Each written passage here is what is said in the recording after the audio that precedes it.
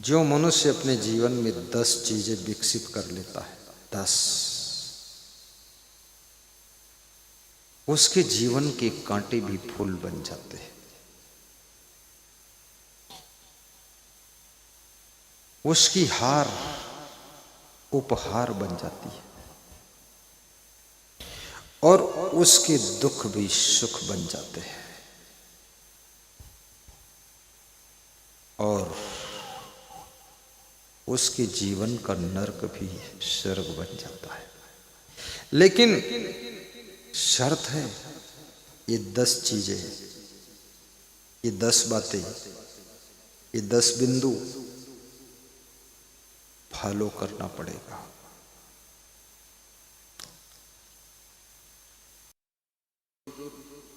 वे कौन कौन सी 10 बातें हैं जिनको फॉलो करने से जीवन स्वर्ग बन जाता है?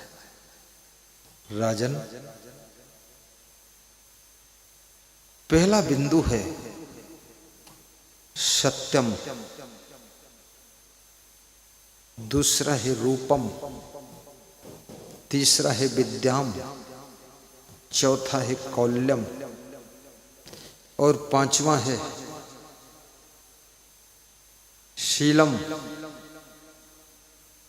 और छठा गुणम, सातवां धनम, आठवां बलम और 9वां शौर्यम, 10वां चित्रभाष्यम, 10वें च स्वर्गयो नया। ये 10 चीजें मनुष्य के जीवन में स्वर्ग को जन्म दे देती है, स्वर्ग पैदा हो जाता है। गौर करना इस बात पर, ये 10 बातें बड़ी वजन बातें। नंबर 1, सत्यम। सत्य के बारे में आप जानते हैं, सच्चाई के बारे में आप जानते हैं और सच्चाई को आप कितना पसंद करते हैं। झूठ को आप बिल्कुल पसंद नहीं करते। सत्यम, आप ये चाहते हैं कि हमसे जितने लोग जुड़े हैं वे सत्य बोले। पति चाहता मेरी पत्नी कम से कम मुझसे तो सच सच बताए, क्या बात है। पत्नी भी चाहती कि पति दूसरों से छिपाए तो ठीक, कोई बात नहीं, लेकिन मुझसे तो कम से कम बताए, क्योंकि हम और वो 2 ही तो हैं, और कौन है। और जब पति अपनी पत्नी से कुछ छिपाने लगता है, सच को छिपाने लगता है, पत्नी अपने पति से सच को छिपाती है, बेटा बाप से सच को छिपाता है, माँ बाप बेटे से सच को छिपाते हैं। जहां सत्य के ऊपर चादर उड़ाने का प्रयास होता है, वहां सबके मन में संदेह पैदा हो जाता है। और संदेह एक ऐसा कीड़ा है जो रिश्तों की जड़ को काट देता है। रिश्ते बिना विश्वास के जीवित नहीं रह सकते। विश्वास रिश्तों की जान है, भरोसा प्रेम की जान है। भरोसा टूट गया, प्रेम टूट जाता है। विश्वास खत्म, रिश्ता खत्म। इसलिए जीवन में विश्वास और भरोसा का ख्याल रखना और सत्य की राह पर चलो। थोड़ा थोड़ा झूठ तो कभी कभी जीवन में सबको बोलना पड़ता है। मैं नहीं कहता हूं कि तुम 100% सत्य ही बोलो, क्योंकि कभी कभी ऐसी कंडीशन आ जाती है कि वहां झूठ बोलकर ही आप बच सकते हो। यदि आप सच बोलोगे तो बहुत मुश्किल में पड़ सकते हो। और कभी कभी लोग झूठ बोलकर तुमको फंसा देते हैं, और झूठ बोलकर यदि तुमको फंसाया है तो झूठ बोलकर ही उस फसौले के जाल से तुम बाहर निकल सकते हो, क्योंकि कांटा कांटे से निकलता है, लोहा लोहे से कटता है, झूठ भी झूठ से ही कटता है। झूठ अगर तुमको किसी ने फंसाया है तो झूठ से ही तुम बाहर हो सकते हो, अन्यथा तुम फंस जाओगे।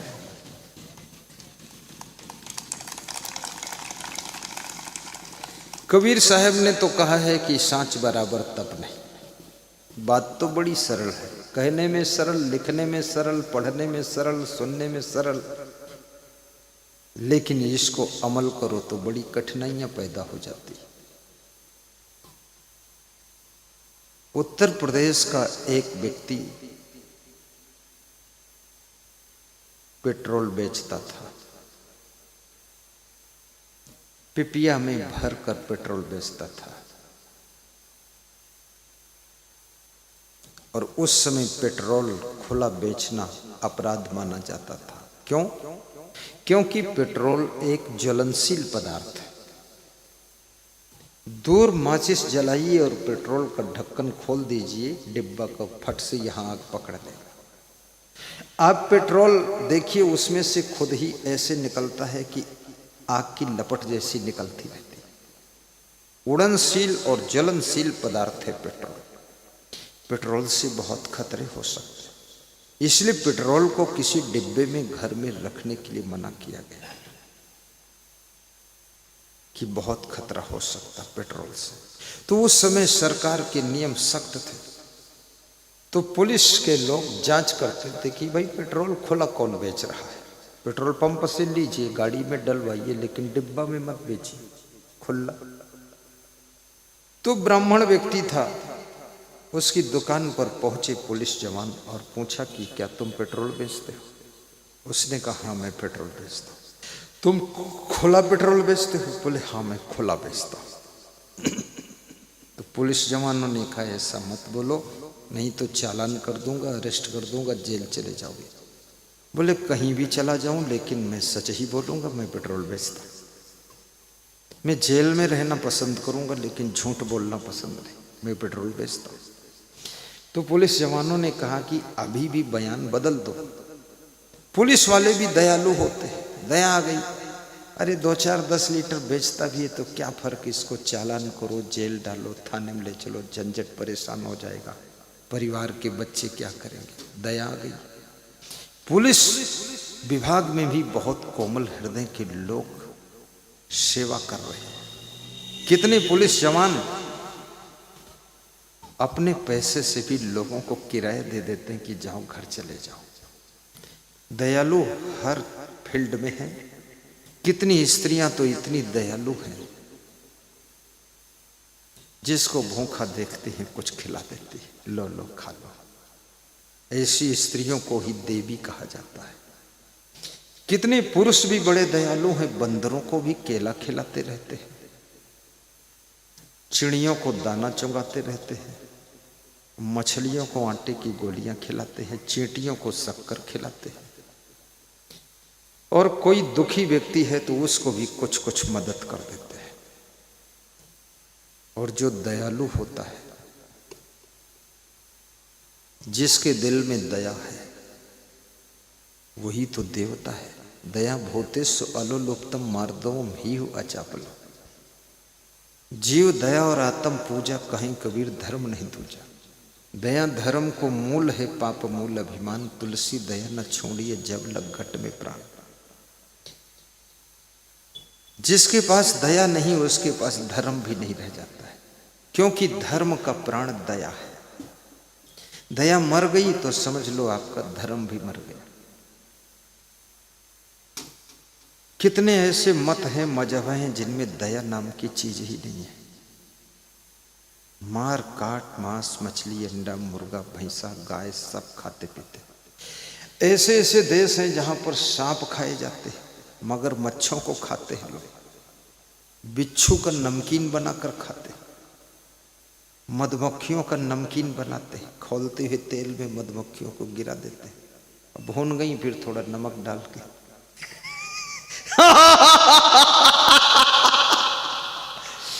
इसका मतलब ये नहीं कि कल तुम भी नमकीन बनाओ मधुमक्खियों का। ये जो करते हैं लोगों को बता रहा हूं, बड़ी खतरनाक बातें। लेकिन दया के मामले में सबसे आगे है हिंदू धर्म और जैन धर्म। जैन धर्म तो अति दया का रूप है और हिंदू धर्म शुद्ध दया का पालन करता है। इसलिए हिंदुओं में कितने लोग शुद्ध शाकाहारी मिलेंगे, लेकिन इस्लाम धर्म में ऐसी दया नहीं करते हैं। 99% मांसाहारी। चलो पशुओं पर उनको दया नहीं, लेकिन उनको मनुष्यों पर भी दया नहीं। यदि आप हिंदू हो तो तुम पर दया नहीं, सिख ईसाई हो तो दया नहीं, उनको केवल अपने मजहब पर दया है। वो भी मुस्लिम शासकों ने अपने पिता को भी जेल में डाला है,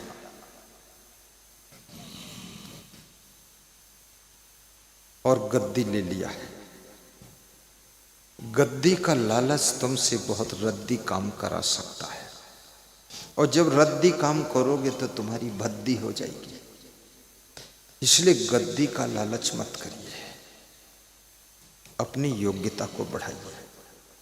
और गद्दी छीना झपटी से, छल कपट से, दंड फंद से कभी मिल भी गई तो गद्दी पर तुम टिक न सकोगे, क्योंकि गद्दी के योग्य अगर नहीं हो तो गद्दी से तुम खिसक जाओगे, फिसल जाओगे। जिनके परिवार में लोग प्रधानमंत्री थे, कई लोग प्रधानमंत्री रहे, कई लोग मुख्यमंत्री रहे, कई लोग मिनिस्टर रहे, आज उनके परिवार की तीसरी चौथी पीढ़ी का व्यक्ति को विधायक बनना मुश्किल हो रहा है। गद्दी कैसे मिलेगी? गद्दी के लिए गुण भी चाहिए।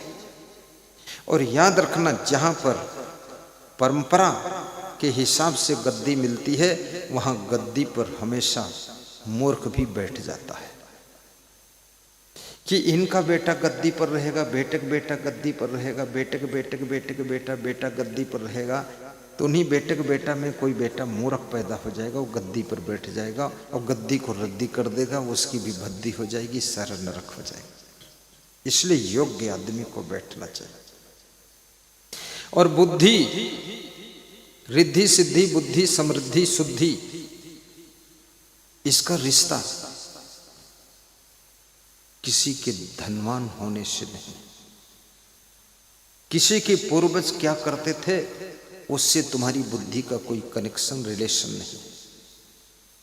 बुद्धिमान से बुद्धिमान माँ बाप के पुत्र अल्प बुद्धि के जन्म ले लेते हैं, और कम बुद्धि के माँ बाप की संतान भी महाबुद्धिमान भी जन्म ले लेती है। कभी कभी कुछ समय का भी फेर है, किस समय तुम्हारा जन्म हुआ है। अगर माता पिता स्वस्थ हैं, उस समय तुम्हारे शरीर का निर्माण मां के पेट के भीतर हो रहा है, तो याद रखना बालक तंदुरुस्त भी होगा, स्वस्थ भी होगा और बुद्धिमान भी होगा। माँ बाप के शरीर में अगर बीमारी ज्यादा है तो बालक के अंदर भी बीमारी आ सकती है। तो पुलिस जवानों ने कहा कि अरे तू झूठ बोल दे कि मैं पेट्रोल नहीं बेचता। बोले मैं पेट्रोल बेचता हूँ, खुला बेचता हूँ, ये पिपिया में रखा है, मैं बेचता हूँ। तो बोले जेल जाओगे? बोले कहीं चला जाऊँ, मंजूर है, लेकिन झूठ नहीं बोलूँगा। तो पुलिस जवानों को उसका चालान लिखना पड़ा। चालान लिखा गया,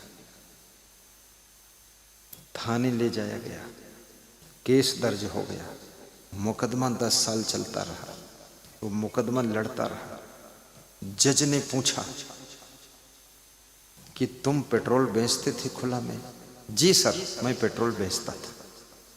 बोले पुलिस वालों ने सच पकड़ा? हाँ जी सर, सच पकड़ा है।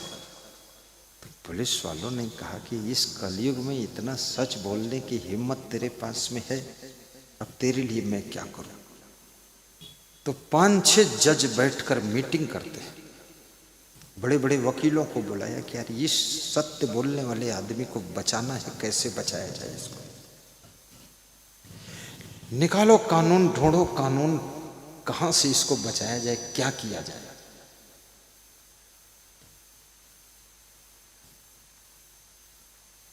तीन दिन तक डिस्कस किया, सलाह किया, फिर से किताबें कानून की पढ़ा, सब समझा। तो एक रास्ता निकला कि इसको जो है 4 दिन के लिए जेल भेजकर बाहर किया जा सकता है, नहीं तो सजा थी 4 महीने की। 4 दिन जेल में भेजकर बाहर आया।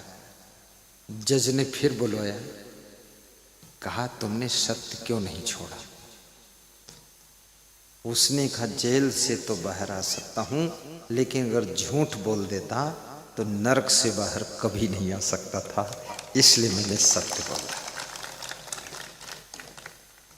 जज ने पीठ थपथपाई और कहा कि ऐसे लोग तो हमारे आंखों में आंसू भर कर चले जाते, ये तो बहुत बड़ी बात हो।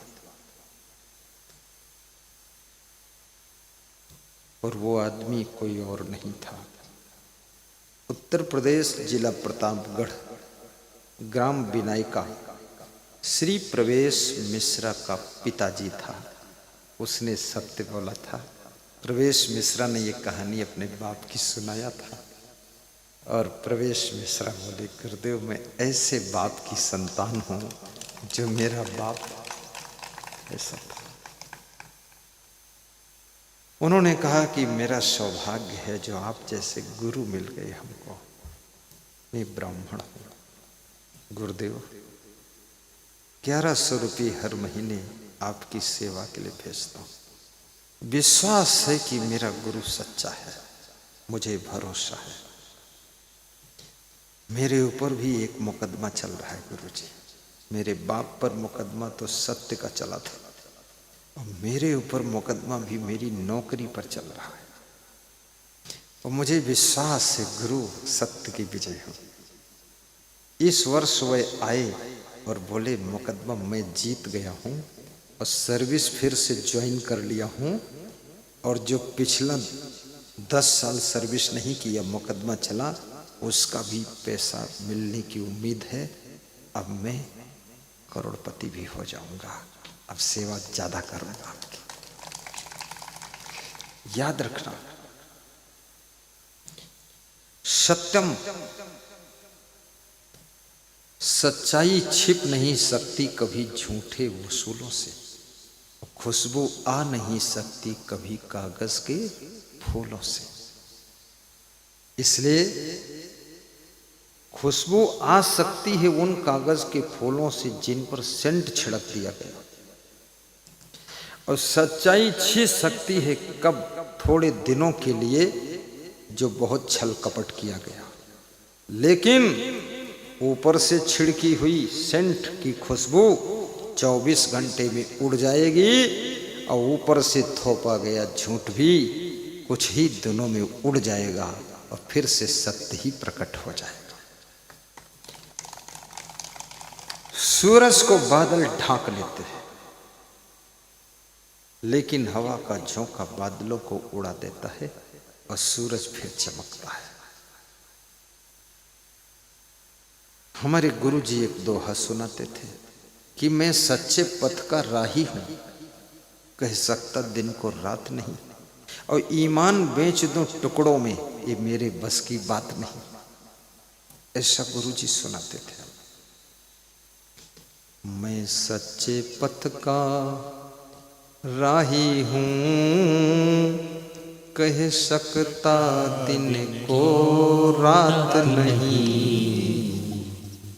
ईमान बेच दूं टुकड़ों में, ये मेरे बस की बात नहीं।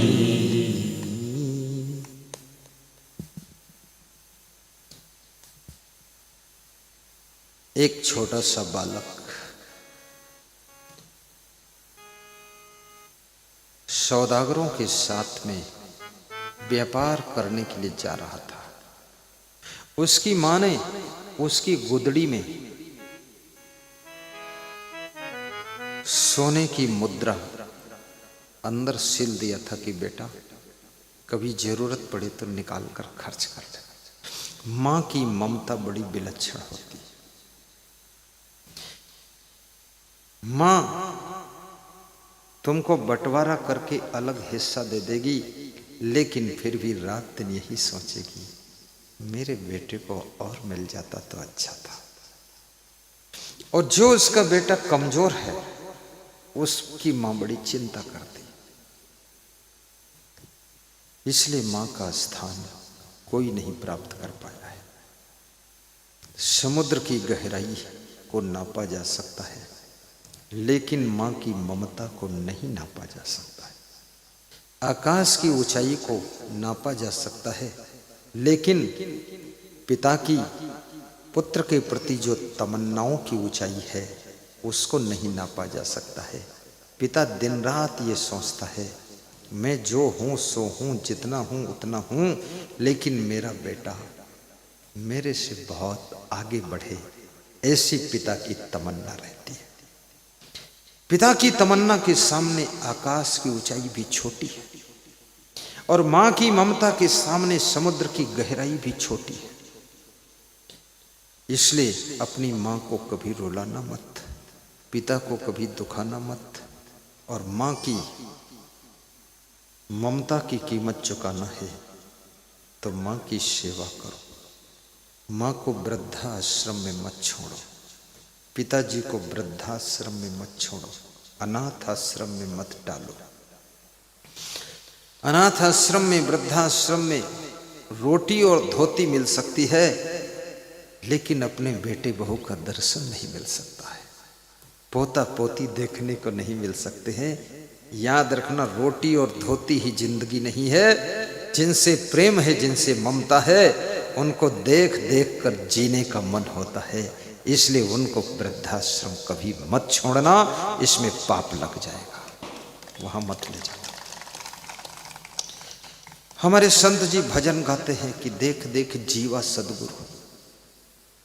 उनका भजन है कि आपको देख देख करके जीऊंगा, आपका दर्शन करूं।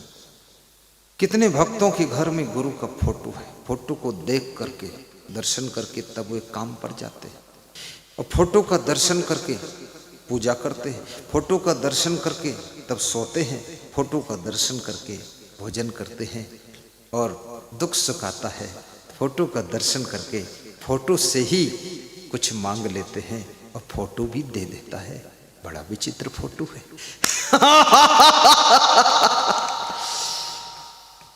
कितने भक्तों ने मुझसे बताया कि मैं तो आपका फोटो रखा है उसी से मांग लेता हूं। मैंने कहा मुझको पता ही नहीं चलता, मेरे फोटो से मांग मांग करके तुम इतने बड़े धनवान हो गए। बोले आपके फोटो से कार मांगा तो कार आ गई, 3 मंजिल मकान मांगा वो हो गया, आपके फोटो से 2 एकड़ जमीन खरीदना था नहीं मिल रही थी वो मिल गई। तो मैंने कहा फोटो कमाल करता है, गुरु से बड़ा गुरु का फोटो, राम से बड़ा राम का नाम, और गुरु से बड़ा गुरु का फोटो। फोटो यानी तस्वीर, तस्वीर ही तुम्हारी तकदीर को बदल रहा है। जब तस्वीर में इतनी दम है तो साक्षात गुरु में कितनी दम होगी। जिनकी प्रतिमा इतनी सुंदर वो कितना सुंदर होगा, जिनका फोटो इतना आशीर्वाद फलित कर देता है वे स्वयं कितना आशीर्वाद फलित कर सकते हैं। धन्य हो भगत जी। तो मैंने कहा भक्त जी, फोटो की महिमा है, गुरु की महिमा है, लेकिन उससे भी कहीं 1% ज्यादा तुम्हारी श्रद्धा की महिमा है, तुम्हारी आस्था की महिमा है, तुम्हारे प्रेम और स्नेह की महिमा है, तुम्हारे भरोसा की महिमा है, तुम्हारे विश्वास की महिमा है। तुम विश्वास करते हो, तुम्हें गुरु में श्रद्धा इतनी। श्रद्धा रास्ता खोलती है, आस्था पथ प्रशस्त करती है। गुरु के चरणों का प्रेम तुम्हारी मनोकामना को पूर्ण करता है। गुरु का ध्यान अगर तुम करते हो तो तुम्हारा गुरु हमेशा ध्यान रखता है। गुरु को ईश्वर से बड़ा स्थान शास्त्रों में दिया गया है। गुरु गोविंद दो खड़े काके लागू पाए। बहादुर सिंह समझ में आ रही बात? गुरु गोविंद दो खड़े काके लागू पाए, अब बलिहारी गुरु आपने गोविंद दियो बतलाए। गोविंद ने बता दिया कि तेरे गुरु की बलिहारी है, पहले गुरु के पांव छू, गुरु का ध्यान कर, गुरु की पूजा कर, उसके बाद मेरे पास आ और फिर मेरा ध्यान लगा। क्योंकि अगर गुरु न मिलता तुझको, तू समझ न पाता मुझको। गुरु ने बता दिया ये परमात्मा है, ये भगवान है। मां सिखाती है बच्चे को कि ये तेरा बाप है। अगर मां ये ना सिखाए तो बच्चा 20 साल का हो जाएगा, वो जान ही ना पाएगा यही बाप है कि कोई और बाप है। पहली बात तो बच्चा सोचेगा बिना बाप का पैदा हो गया, बाप को लेकिन मां सिखाती ये बाप है, बाप सिखाता ये तेरी मम्मी है, मूर्ख ये मम्मी है, इसके पांव छू। तो बच्चा छोटा सा देखता है ये दोनों क्या बता रहे हैं, ये मम्मी वो पापा, वो बाप है ये मां है। सिखा सिखा कर ये माए है ये बाप है, ये भाई चिरंजीव नाम का, और सब कुछ सिखाया पर नहीं सिखाया पाठ ईश्वर प्रेम का, पाठ ईश्वर प्रेम का।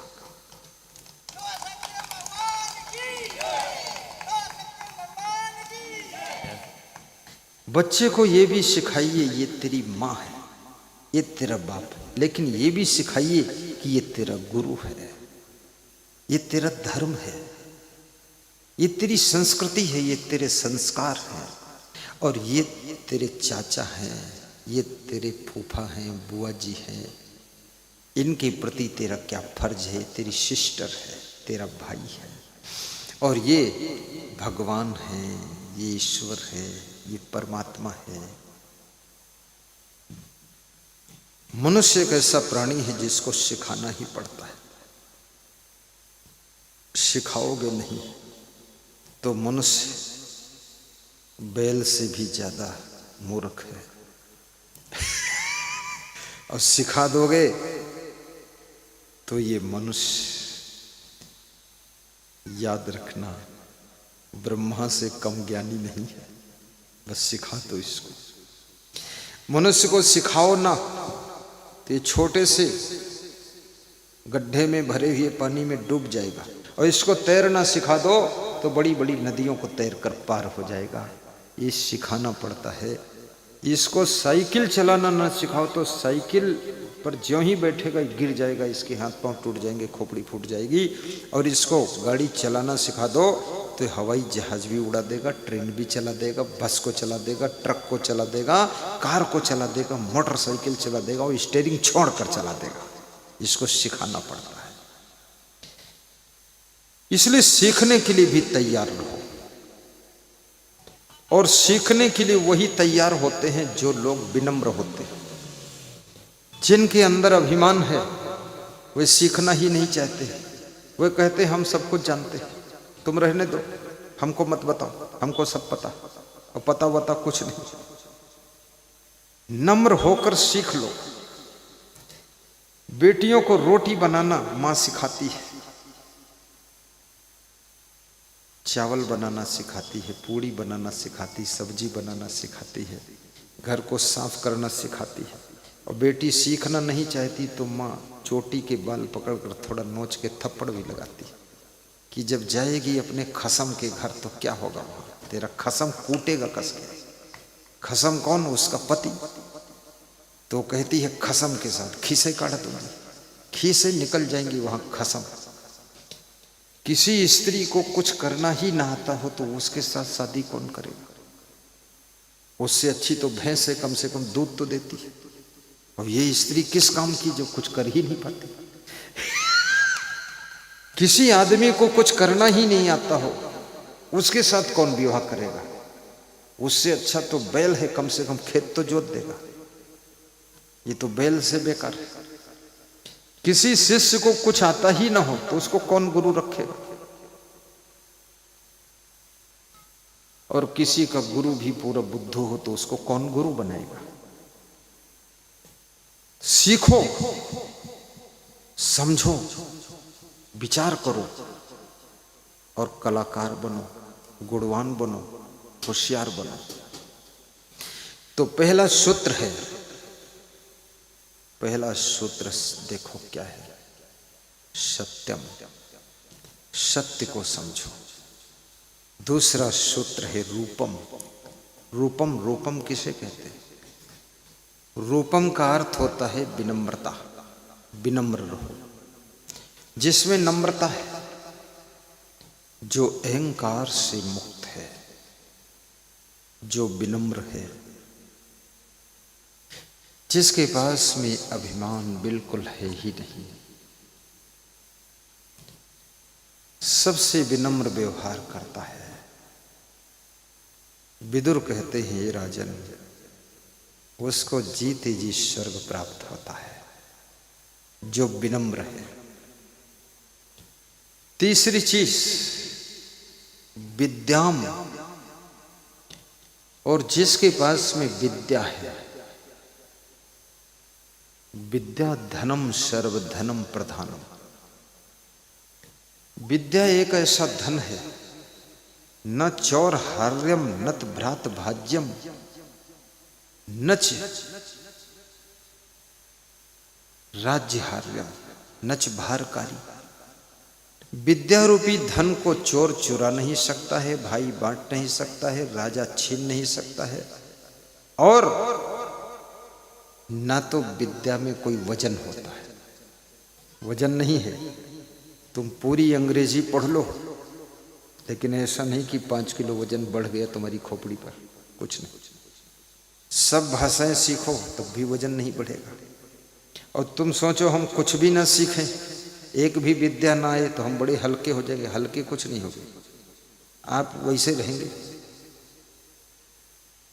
विद्या में वजन भी नहीं है, लेकिन जिसको विद्या मिली है उसकी पहचान क्या है? विद्या ददात विनयम। विद्या विनम्रता देती है। विद्या मिल गई और विनम्रता नहीं आई तो समझ लो आपको विद्या का गुण ही नहीं आया है। विद्या आती, वृक्ष में फल लगते हैं तो अपने आप डाले झुक जाती है। तुम्हारे में विद्या आएगी तो अपने आप तुम विनम्र हो जाओगे, झुक जाओगे। नम्रता सीखे सरलता, गही विनय सुविधान को। बाबा, नम्रता सीखे सरलता, गही विनय सुविधान को। आपसे गुरुदेव बिनती, ये सदा निर्धार हो। नम्रता सीखे सरलता, गही विनय सुविधान को। लखनऊ में मैं एक भक्त के यहाँ गया और वो भक्त डीआईजी से बात कर रहा था। पुलिस का अफसर होता डीआईजी, और भक्त भी इंस्पेक्टर था 3 स्टार। 10 मिनट बात हुई। जब वो डीआईजी अफसर कुछ बोलता था तो ये मेरा भक्त जो इंस्पेक्टर था 3 स्टार, ये बोलता था, जी सर, जी sir, sir sir sir sir. तो मैं सुन सुनकर मुस्कुरा रहा था, इतना सर सर सर करना पड़ता। जब बात खत्म हुई तो हमने कहा किससे बात हो रही? बोले डीआईजी हैं, मेरे अफसर हैं, उनका मैं स्टेनो हूँ। मैंने कहा बहुत सर सर किया। बोले सर सर से ही सफल हो जाता हूँ, जरा सी अकड़ दिखाया कि तुरंत ट्रांसफर हो जाएगा, पता नहीं किस जिले में भेज देगा।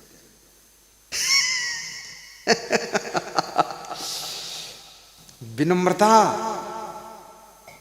तुमको परमानेंट स्थान दे देती है, अहंकार तुमको वहां से उखाड़ देता है।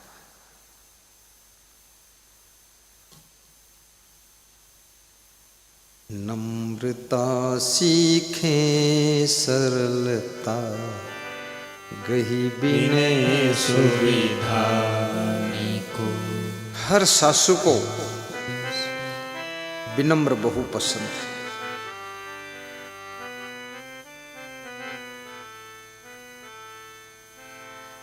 गुणवान बहू पसंद। सासू ऐसा चाहती है कि बहू हो, लेकिन अकड़ती ना हो, थोड़ा झुक कर चले। याद रखना, जब आंधी आती है, जो पेड़ झुक जाते हैं वही बच जाते हैं, जो अकड़ जाते हैं वे टूट के खंड खंड हो जाते हैं। झुकने वाले लोग संसार में सुरक्षित रहते हैं, अकड़ने वाले लोग खंड खंड हो जाते हैं, मिट जाते हैं। इसलिए झुक करके जीना सीखो।